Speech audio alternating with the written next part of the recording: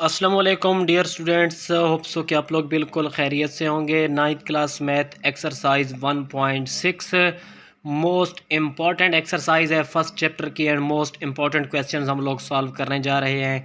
तो क्वेश्चन है हमारे पास 2x minus 2y is equal to 4, 3x plus 2y is equal to 6। इन क्वेश्चंस को सॉल्व करने के हमारे पास दो मेथड हैं। फर्स्ट मेथड हमारे पास है solve by using Cramer rule. पहला तरीक़ाकार हमारे पास क्रैमर का कानून है और दूसरा तरीक़ाकार हमारे पास मैट्रिक्स इन्वर्जन मेथड है, जिसको हम उर्दू में कहते हैं काल्बों का माकूस। तो सबसे इम्पॉर्टेंट और पंजाब के तमाम बोर्ड्स में जिस रूल के मोस्टली चांसेस होते हैं वो हमारे पास क्रैमर का रूल है। तो इस रूल को डियर स्टूडेंट्स आप लोगों ने लाजमी सीख लेना है और इसको तवज्जो के साथ समझना है। तो ये क्वेश्चन मैं सॉल्व करने जा रहा हूँ। तो इस क्वेश्चन को हम स्टेप बाय स्टेप लेके चलेंगे और मैं साथ में लिखते जाऊँगा कि ये मैं फर्स्ट स्टेप कर रहा हूँ। ये सिर्फ आप लोगों को मैंने समझाने के लिए यहाँ पे लिख दिया, बाकी आप लोग इसको बेशक ना लिखना। तो सबसे पहले हम लोगों ने क्या करना है, यहाँ पे हमने तीन मैट्रिसेस बनाने हैं, तीन कॉलम बनाने हैं। पहला कॉलम मैंने बना लिया ए, तो पहला कॉलम मैंने बना लिया ए में अब मैंने वैल्यूज़ रखनी है जो मेरे पास नंबर गिवन है। पहले मेरे पास है 2, फिर है माइनस का 2, फिर है 3 और फिर है 2। यानी कि ये जो चार वैल्यूज़ हमें दी हुई हैं ये हम लोगों ने ए में लिख लेनी है। उसके बाद हम बनाएंगे ए एक्स। तो एक बात हम लोगों ने याद रखनी है, ए एक्स में जब भी ये बराबर से जिस तरफ हमारे पास इक्वल की दूसरी तरफ जो इनसे हम लोगों ने ये लिखने हैं 4 और 6। और जब हम ए वाई लिखेंगे तो यहाँ पे हमने उलट काम करना है, वाई के साथ हम लोग एक्स वाले लिखेंगे। एक्स का क्या था, देखिए वाई के साथ एक्स वाले और एक्स के साथ वाई वाले। तो अब मैं एक्स लिख रहा हूँ तो एक्स के साथ मैंने वाई वाले लिखने हैं, -2 और 2। तो यहाँ पे मैं लिखूँगा -2 और 2 जी। तो ये मेरे पास ए एक्स बन चुका है। अब मैंने एक बनाना है ए वाई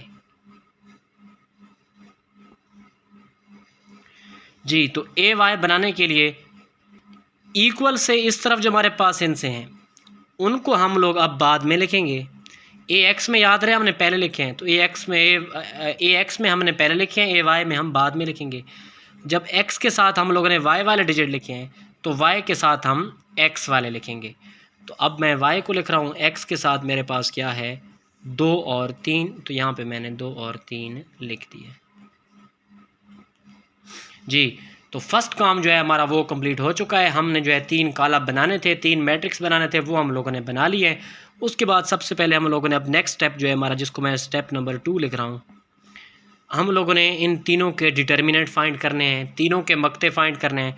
सबसे पहले हम ए का डिटर्मिनेंट फाइंड करते हैं।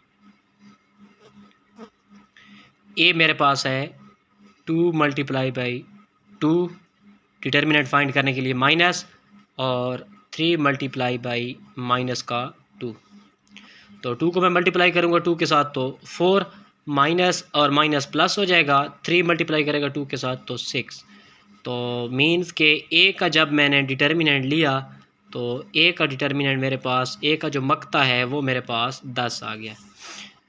पहले मैंने ए का डिटर्मिनेंट ले लिया है, अब मैं ए एक्स का डिटर्मिनेंट लेने जा रहा हूँ। तो ए एक्स का डिटर्मिनेंट जब हम लेंगे तो मैं इसको यहाँ पे कर रहा हूँ जी। तो ए एक्स का डिटर्मिनेंट लेके पहले हम एक्स की वैल्यूज़ को देखेंगे। एक्स की वैल्यूज़ थी 4, 2, -2, 6। तो मैं 4 को मल्टीप्लाई करूँगा 2 के साथ, दरमियान में हमारे पास डिटर्मिनेंट में माइनस आता है, और 6 को मैं मल्टीप्लाई करूँगा -2 के साथ। तो ये मेरे पास डियर स्टूडेंट्स क्या हो जाएगा, 4 को मल्टीप्लाई करेंगे 2 के साथ तो 8, माइनस माइनस प्लस, 6 मल्टीप्लाई करेगा 2 के साथ तो 12। तो ए एक्स का जो हमारे पास डिटर्मिनेंट है 8 + 12 वो कितना आ गया, 20 आ गया। तो हम लोगों ने ए एक्स का डिटर्मिनेंट फाइंड कर लिया, ए का भी फाइंड कर लिया। अब हम लोग ए वाई का डिटर्मिनेंट फाइंड करेंगे। ए वाई की वैल्यू हम पहले देख लेते हैं। ए वाई में हमारे पास ये नंबर है 2, 4 और 3, 6। तो मैं मल्टीप्लाई करूँगा, यहाँ पे मैं 2 को मल्टीप्लाई करूँगा 6 के साथ, और -3 को मल्टीप्लाई करूँगा 4 के साथ। तो नेक्स्ट हम देखते हैं हमारे पास क्या होता है। 6 को मल्टीप्लाई किया 2 के साथ तो हमारे पास 12 आ गया, -3 को मल्टीप्लाई किया 4 के साथ तो ये भी हमारे पास 12 आ गया।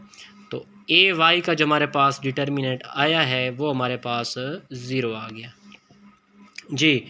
तो डियर स्टूडेंट्स, हमारे पास ए का भी डिटर्मिनेंट आ चुका है, बी का भी डिटर्मिनेंट आ चुका है और सी का डिटर्मिनेंट भी हमारे पास आ चुका है। तो अब क्वेश्चन के शुरू में जो है हमें गिवन है कि हम लोगों ने एक्स और वाई की वैल्यूज़ फाइंड करनी है। तो एक्स की वैल्यू फाइंड करने के लिए इसका अलग से फार्मूला है और वाई की वैल्यू फाइंड करने के लिए इसका अलग से फार्मूला है। ए एक्स का डिटर्मिनेंट बटा ए का डिटर्मिनेंट, यानी कि ए एक्स का डिटर्मिनेंट ओवर ए का डिटर्मिनेंट, और y का जो है अपना फार्मूला है ए वाई का डिटर्मिनेंट ओवर ए का डिटर्मिनेंट जी। तो ये फार्मूले हम लोगों ने लिख लिए। अब मैं देखता हूँ ए एक्स की वैल्यू मेरे पास कितनी आई थी।